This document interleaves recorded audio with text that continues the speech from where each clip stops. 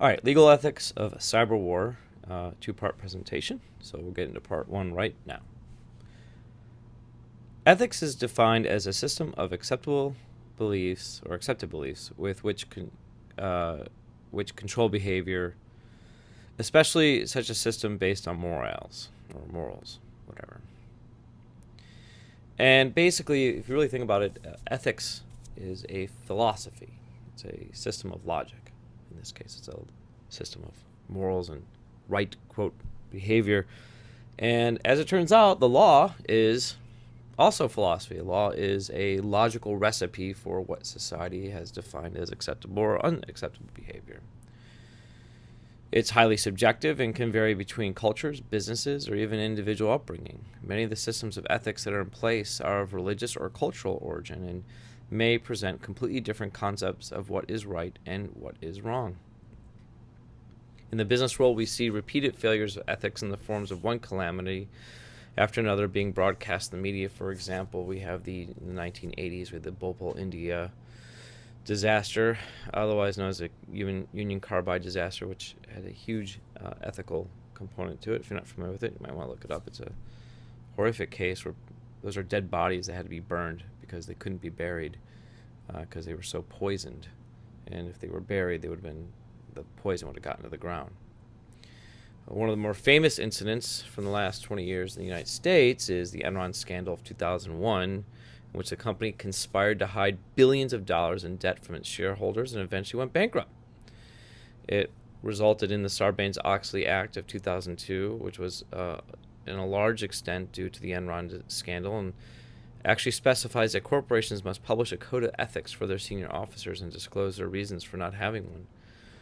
Actually, a side note, my wife is a chief compliance officer for a firm, and her job is to sort of be the ethicist, if you will, and make sure everybody's compliant with the law. And because of the particular nature of her job, she has to be the one that signs off along with the CEO that they're following the law. And if they're not, and it's shown that she knew that, she can go to prison, which would be really not less preferred.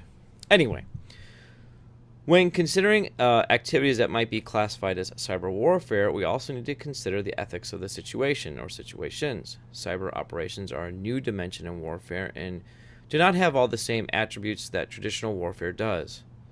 We need to take into consideration that some of the items that may be very clear in conventional warfare, such as deciding if we are really being attacked, who is attacking, and who are we attacking, and the consequences for such attacks may not actually be as they seem.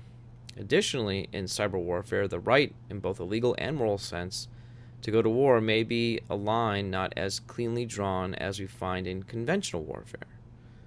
We may not only have problems distinguishing who our attackers are, but we also may have issues in limiting our responses to those we think are attacking. As networks are not necessarily geographically bounded, we may cause considerable collateral damage in the process of carrying out operations. We can see an example of a questionable basis to conduct cyber activities in the hacktivist attacks that took place as a result of Julian Assange of WikiLeaks being arrested in late 2010. A variety of attacks, many of them denial of service attacks, were launched against organizations that were thought by supporters, if you will, of Assange. They took out actions against PayPal and Amazon and a few others. In cyber warfare, there are certain concepts that have the possibility to change the way that laws of war are interpreted. When we look at cyber warfare related issues, we may diverge somewhat from the more clean-cut situations that we come across in conventional warfare. For instance, the question of whether cyber warfare attacks constitute use of force and the lack of clarity in attribution for such attacks are problems with no easy solution. So there are a number of different dimensions of ethics in cyber warfare. I'm going to go through them, the ones on the screen. First, use of force. An excellent question, and one that commonly comes up during discussions of cyber warfare, is the question involving use of force. In conventional warfare, use of force is generally an obvious occurrence, accompanied by the arrival of troops, fighter jets overhead, things exploding, ass beatings, whatever. When talking about the legal authority to conduct warfare, just as a quick side note, cyber attacks are judged by their effects. The consequences of a cyber attack are considered to be generally equivalent to a kinetic attack producing the same results. If a cyber attack causes system outages in a hospital and results in a number of deaths, it may very well be considered to be a violation of the laws of war. In theory, that would make them a war crime. In the use of force in conventional warfare, we might bomb a portion of an opponent's infrastructure in order to disrupt their electrical grid. In cyber warfare, use of force could mean the sabotage of a SCADA system. Remember, those are the infrastructure. Perhaps a particular SCADA system controlling a portion of the electrical grid and the subsequent failure of the grid. Although we might not never have moved a single combatant or in fact moved from our desk, we have still achieved our goal of disrupting the infrastructure of our opponent. This tends to imply that the term use of force is inadequate or needs to be redefined in order to include attacks of a cyber nature. Although it has yet to be specifically quantified in a particular law, case law, or treaty, there is a common understanding regarding the qualification of a cyber attack as a use of force. In essence, if the cyber attack causes the equivalent amount of damage that would be rendered by a traditional kinetic attack, such as conventional warfare attack, then it would be considered an equivalent use of force. For example, if a cyber attack were used to cause an airliner to crash, the attack would be considered the equivalent of a kinetic attack, such as shooting it down with a missile, thus causing the plane to crash. In fact, there's a question on the screen about whether or not it's possible to hijack a plane with Android. If you do a Google search, you'll see that indeed it is possible to hijack a plane with Android, which is kind of messed up. When dealing with network, system, infrastructure, or other issues that are causing us a great deal of trouble, or getting the blue screen of death on your computer at home, it is easy to imagine that there are the intended actions of a malicious attacker. Given the broad arsenal available for cyber attacks, such an attack could look like a random occurrence like the blue screen of death, a service crashing, files being altered or deleted, unusual traffic to a particular port or ports, meaning entry or exit of a network or a computer, accounts being locked out repeatedly, or any number of similar problems. Problematically, such problems can be caused by any number of legitimate issues. Services may crash due to faulty operating systems or application patches. Files may be altered or deleted on accident by legitimate users.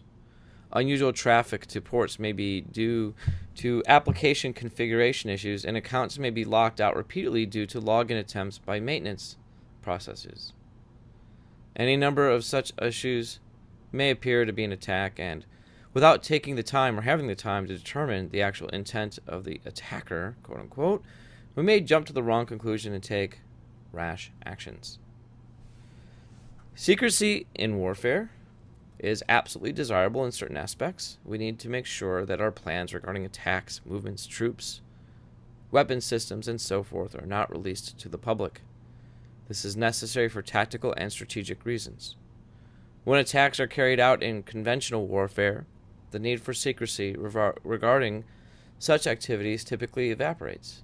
As jets are flying overhead and tanks are rolling in, the sound of such attacks generally becomes rather self-evident in the case where such attacks are carried out and the source is deliberately hidden. The attack is often classified as an act of terrorism due to not being associated with a legitimate, quote-unquote, attack by a nation state. Beyond intentionally obscuring the source of an attack, steps can be taken to cause the attack to be attributed to another source. Using another country or organization to mask the source of an attack can lead to, at very least, tensions, or outright attacks on the system behind which we are hiding, potentially drawing out our unwitting shield into a conflict. Although such tactics are used in intelligence world for exactly these purposes, they are not a component of outright warfare and may be considered to be quote-unquote bad form by some parties. Of course, those who consider it bad form are, I mean, look, every revolution has had the power, the party in power claim that the other party was cheating because they were attacking using guerrilla tactics. Well, guess what? That's just the way the cookie crumbles. I mean, if you're a smaller force, what are you going to do? Go head on? That's stupid. When not conducting warfare in either conventional or cyber sense, nation states, but not necessarily non-state actors, generally follow certain sets of rules in order to prevent truly horrific weapons from being used, civilians from being attacked, hospitals from being bombed, and other similar actions that are generally considered to be morally reprehensible. At present, this set of rules is known as the law of armed conflict, a set of laws and treaties with a basis in ancient Rome. We're going to get to that in presentation number 2. So by these laws of war, sending, the kids who bombed the Boston Marathon would be unlawful combatants because what they did was unlawful by the rules of war. But of course, they weren't following any rules of the war or rules of war because they're not attributed to or connected per se to a nation state. They're connected to an ideology, and that's an important distinction. You want the truth! Anyway, best scene for one of the best movies, or a very good movie at least.